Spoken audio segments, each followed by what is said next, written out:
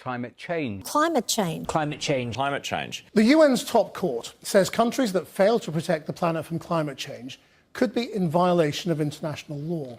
In a landmark opinion made at the request of the tiny island nation of Vanuatu, the International Court of Justice said vulnerable nations suffering climate harm could be entitled to reparations. New Climate Council analysis shows we must slash emissions by 75% by 2030 and hit net zero by 2035 if the world is to stay under 2 degrees of warming. So it turns out, well, apparently if we don't stick to it, we could potentially be sued for that because the UN has opened the door to Britain being sued over its historic contribution to climate change. Oh, Isambard Kingdom Brunel, he used a bit too much coal when building those railway lines, didn't he, and those bridges?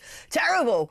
That means you and I have got to stick our hands in our pockets. In a significant legal opinion, the International Court of Justice, the ICJ, otherwise known as the Don't Exist, Leave Us Alone, your stupid tyrannical socialist project, said failure by countries to meet their climate obligations could, in specific cases, allow other states affected by climate change to sue them. What on earth is this utter ridiculous rot? This is a ruling by the International Court of Justice, which is responding to a specific request from the Secretary-General of the United Nations to determine whether states should be made liable for reparations for their historic contribution to climate change and any future contribution. For example, if Saudi Arabia commissions a vast new oil or gas field in order to provide the world with the energy that it wants, technically they could be sued under this ruling.